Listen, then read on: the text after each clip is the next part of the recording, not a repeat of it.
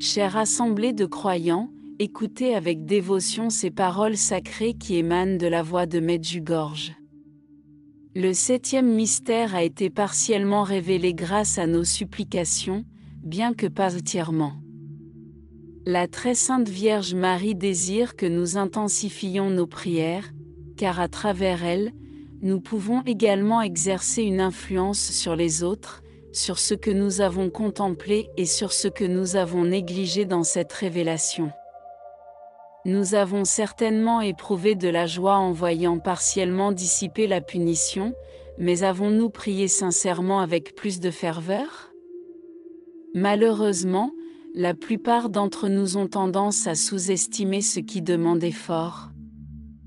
Sacrifice, ou nous confronte à des aspects désagréables qui pendent au-dessus de nos têtes comme une épée.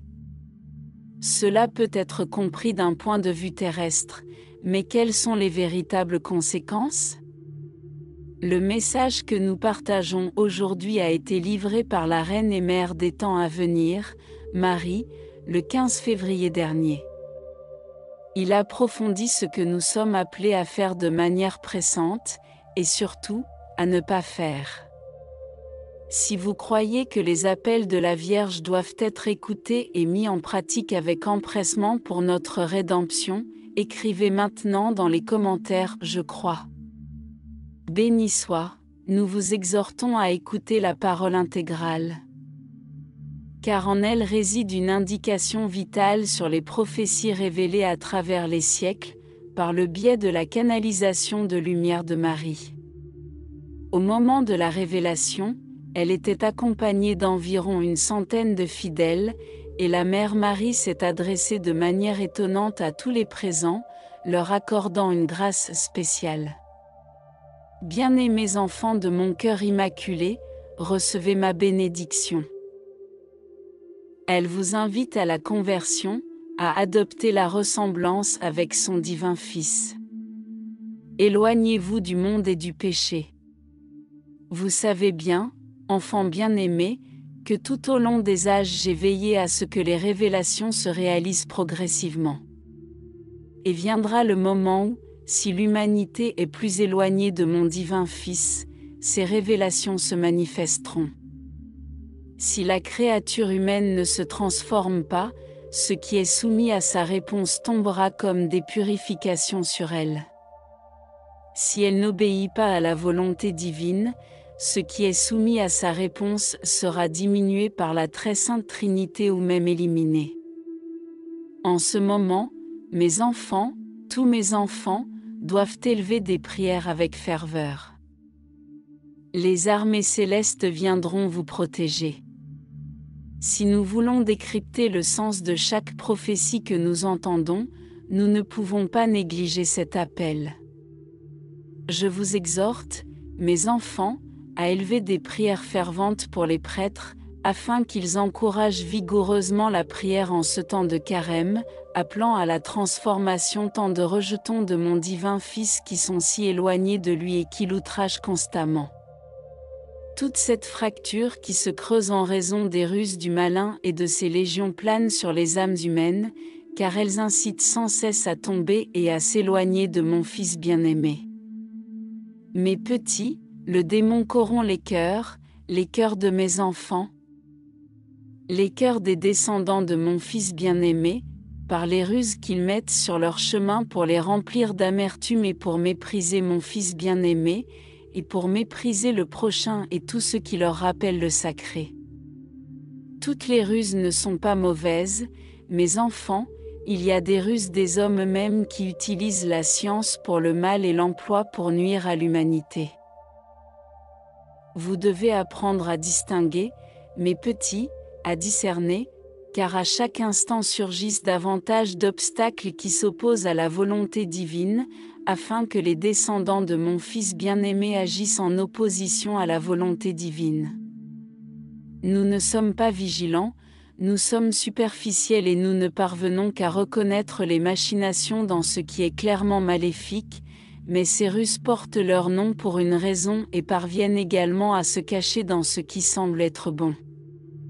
N'oublions jamais que, au cœur du discernement, réside l'écoute diligente de la voix intérieure, celle que nous pouvons identifier comme le murmure de l'Esprit Saint résonnant au plus profond de notre être.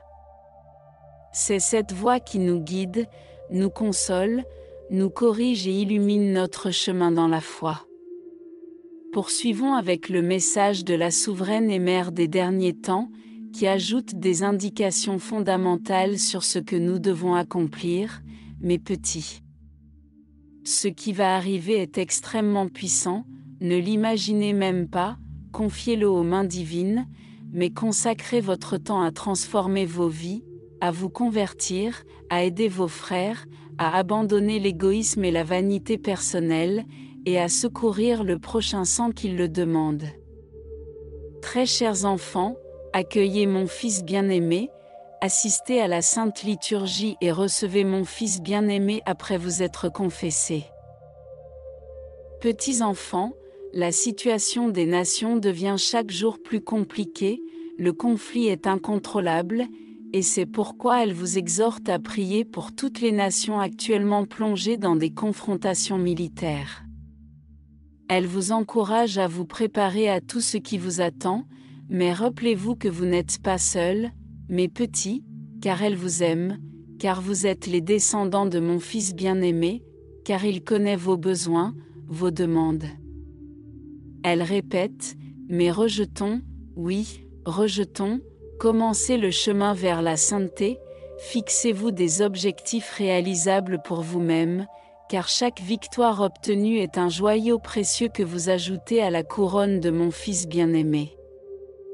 Soyez charité, mais rejetons, soyez charité, et le reste vous sera donné en plus. Que chaque effort de conversion soit imprégné d'amour, et ainsi tout vous semblera plus supportable. 40 jours de pèlerinage vers la résurrection, marchant vers une existence renouvelée, mes enfants, et avec joie, mon Fils ainsi que cette servante vous attendent, car nous avons une confiance totale en vous, bien-aimés, pour atteindre la transformation. La Vierge Marie nous rappelle un enseignement donné par Jésus, notre Sauveur, qui nous a instruit qu'il y a plus de bonheur à donner qu'à recevoir. Cependant, trop souvent, nous hésitons, retenons notre affection et notre générosité de peur d'être exploités ou blessés. Pourtant, dans de telles circonstances, précisément, nous devons nous rappeler ces enseignements, donnez et il vous sera donné. L'amour et la générosité ne sont jamais vains aux yeux du Très-Haut. Maintenant, nous atteignons un autre point cardinal lié aux prophéties révélées à travers les âges. Bien-aimés enfants, il vous aime ardemment, nous vous prévenons avec soin et vous êtes conscients de ce qui est à venir car vous êtes familiers des prédictions. Cependant, certains de mes enfants ne comprennent les prophéties qu'en fonction de leurs propres intérêts, peut-être en négligeant la rétribution imminente qui attend l'humanité. Gardez à l'esprit, mes chers enfants, que vous ferez face à des tribulations, car cette génération s'éloigne de la volonté divine et ignore mon Fils bien-aimé.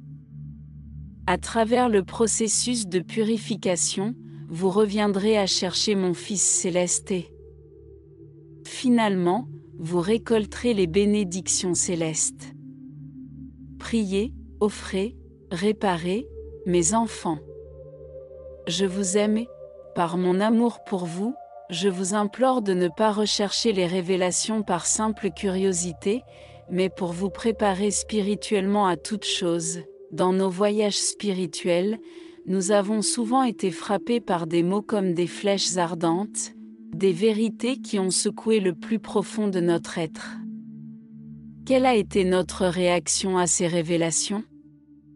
Bien souvent, nous avons adopté des comportements typiques, nous avons ignoré la vérité, nous l'avons repoussée avec ardeur ou, pire encore, nous l'avons déformée pour qu'elle corresponde à nos caprices et à nos convenances. Mais que se passe-t-il en de tels moments? Lorsque nous refusons de faire face à la vérité dans sa plénitude, lorsque nous la filtrons à travers le tamis de notre confort ou de notre vulnérabilité émotionnelle, nous nous trompons en croyant avoir trouvé la tranquillité, avoir atteint l'harmonie.